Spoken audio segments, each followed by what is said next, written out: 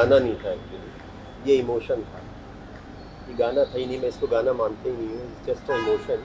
ये गाना बहुत अच्छा है। एक संवेदना है, वो संवेदना से जुड़ा हुआ ये गाना है। पहली बार म्यूजिक वीडियो किया है एक्चुअली। मैंने भी ये गाना देखने के बाद शायद हर वो इंसान के अंदर एक ये थॉट आएगा कि अरे यार ये मैं क्या कर रहा हूँ।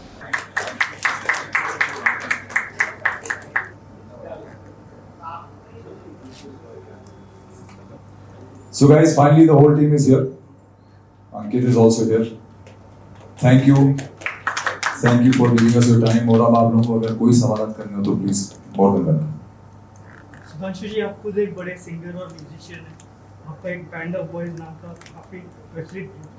तो इस गाने के संगीत में आपका कुछ कंट्रीब्यूशन? मेरा इसमें सिर्फ बतौर एक एक्टर ही कंट्रीब्यूशन है, इसके अलावा मेरा कोई भी कंट्रीब्यूशन नहीं है।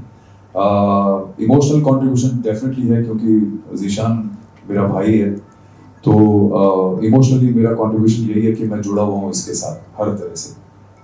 बस इतना ही कंट्रीब्यूशन है। इसके अलावा बाकी आपने देख ही लिया कि हर्ष ने जो है कंपोज किया है और लिखा है, और अंकित तिवारी ने वो गाना गाया है, और ये लोग बहुत बड़े कलाकार हैं, तो शायद मुझे इनके लेवल पे पहुंचने में थोड़ा वक्त लगेगा।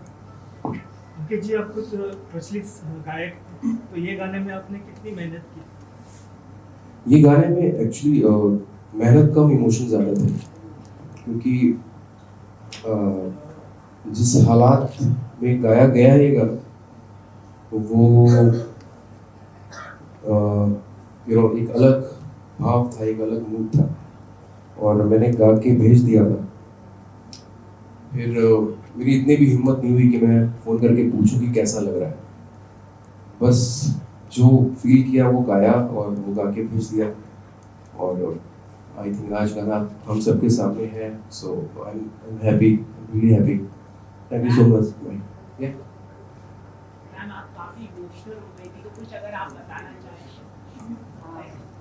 अगर यहाँ पे अगर कोई भी अगर इमोशनल नहीं हुआ हो तो उससे बाहर चले जाना चाहिए, क्योंकि ये पूरी चीज़ ही ऐसी थी। ये अभी का जो माहौल है वही ऐसा है। ईश्वर का सर्जन माँ नहीं होती है, ईश्वर का चमत्कार होती है माँ। और हम, क्योंकि माँ हमारे पास नहीं है, उसका हमें दुख नहीं है, पर उसे जब समय चाहिए होता था, जब वो चाहती थी कि हम उनके पास रहें, और तब हम नहीं थे, और यही गाना हमें कह रहा है। तो डेफिनेटली हर किसी को ये लागू पड़ता है, हर किसी के जीवन में ये इमोशंस आते ही हैं, उससे ही हम पास हो चुके होते हैं। तो मैं डेफिनेटली इसलिए इमोशन हो गई। सुधांशु जी, आप और अल्पना जी एक टीवी शो जो काफ़ी पॉपुलर है उसमें साथ काम कर रहे हैं, तो इस वीडियो में काम करने के आपसे कुछ कैमराडरी बनी थी? और देखिए, ये इनफैक्ट बड़ी नेचुरल सी मेरे लिए चॉइस थी। इनफैक्ट जब हम लोग सोच रहे थे गाना बनाने का, तो ज़ीशान ने मुझसे सवाल किया कि भाई माँ चाहिए, तो मेरा सबसे पहला जो थॉट था वो अल्पना के लिए था। बिकॉज 3.5 साल हो गए, और 3.5 साल से ये मेरी माँ का किरदार निभा रही हैं। और क्या होता है कि जब हम लोग कोई भी ऐसा किरदार निभाते हैं, जैसे माँ बेटी का किरदार है, तो हम लोग बतौर एक्टर उसमें इतना विश्वास करते हैं कि एक्चुअली में सच में ये एक इक्वेशन बन जाती है कि ये मेरी माँ है, मैं इसका बेटा हूँ। तभी वो इमोशन निकल के आता है जब आप स्क्रीन पे देखते हैं, और जब आप स्क्रीन में वनराज और बा से रिलेट करते हैं, तो उसकी खास वजह यही होती है कि वो इक्वेशन इतनी, और वो बॉन्ड इतना स्ट्रॉन्ग हो चुका होता है कि हर आदमी उनको माँ बेटे की तरह ही देखता है। तो मेरे लिए सबसे नेचुरल चॉइस यही थी, और इनका ये बड़प्पन था कि इन्होंने बिना कुछ सवाल पूछे मेरे को पहले ही हाँ कर दिया कि हाँ करेंगे। तो आज शायद उसी का रिजल्ट है कि हम लोग ये बहुत आसानी से गाना बना पाए, और उसमें इतनी ईजिली हम लोग इमोट भी कर पाए, क्योंकि यही माँ बेटे का किरदार हम लोग निभाते आ रहे हैं अपने वक्त से। सर, आप कुछ बताना चाहेंगे? आपको कैसा लगा गाना, और कुछ आप एक्सपीरियंस शेयर करें? बहुत अच्छा है। माँ का जो एक इमोशन होता है, मैं तो 2015 में आई लॉस्ट माय मदर, सो मुझे इस चीज़ का बहुत अच्छे तरीके से एहसास है कि, और मैं हमेशा से लोगों को यही बात कहता हूँ कि जिनके पास माएँ हैं वो हमेशा जब भी उनका फ़ोन आया उठाएं, जब जितना टाइम उनके साथ स्पेंड कर सकते हैं करें, क्योंकि एक बार वो चीज़ आपकी ज़िंदगी से चली जाती है तो उसके बाद आपको उसकी वैल्यू जो है वो समझ में आती है। हम सब अपनी ज़िंदगी की दौड़ में इतना ज़्यादा बिजी हैं कि हम लोग जो है वक्त नहीं दे पाते हैं। ये एक चीज़ मैं हमेशा से कहता हूँ, और आज ऑब्वियसली बिकॉज जीशान को मैं बहुत सालों से जानता हूँ, और जीशान ने कहा कि this is releasing and such a big tragedy happened with him a year back, so I think उस इमोशन के साथ बनाया हुआ एक गाना है और बहुत ही इमोशनल है। माँ से बड़ा इमोशन तो इस दुनिया में कोई नहीं है मेरे हिसाब से। तो and thank you Zeeshan for having me over here, thank you so much. Ishan sir, आप कुछ बोलिए सर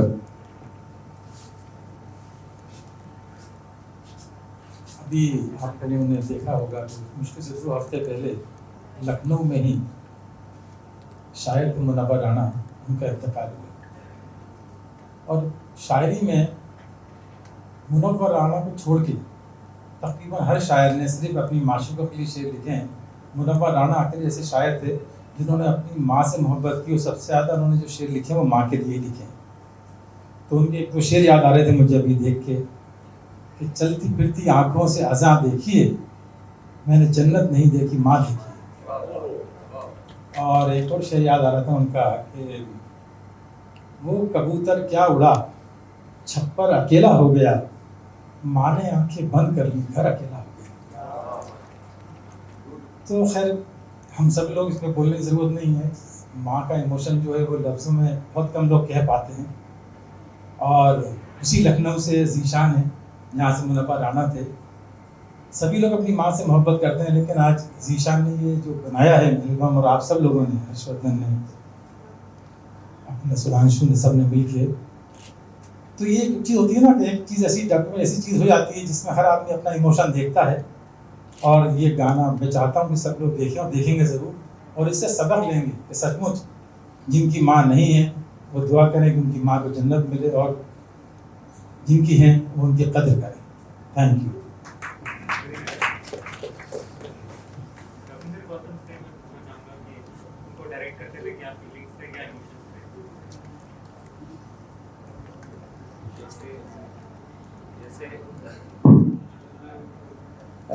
जैसे सब लोग कह चुके हैं, इसको डायरेक्ट करने के लिए मुझे कुछ सोचना नहीं पड़ा। ये कैसा इमोशन था कि गाना सुनते ही जो है आपके अंदर एक इमोशन जागता है।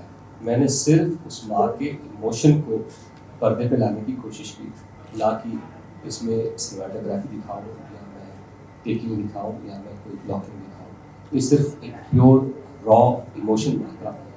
ये जब मैं डायरेक्ट कर रहा था तो मेरे दिमाग में यही था कि ये इमोशन अगर मैं पोर्ट्रे कर सकूँ ढंग से, ईमानदारी से, और लोगों की आंखों में अगर आंसू ला सकूँ और अपनी माँ को अगर वो याद कर सकूँ, तो ये गाना सफल होगा। सो मेरी सिर्फ यही कोशिश थी, और बाकी तो गाना सुन के आप लोग अपने आप मेरे ख्याल से इमोशन को फील कर पाए तो बहुत अच्छी बात है।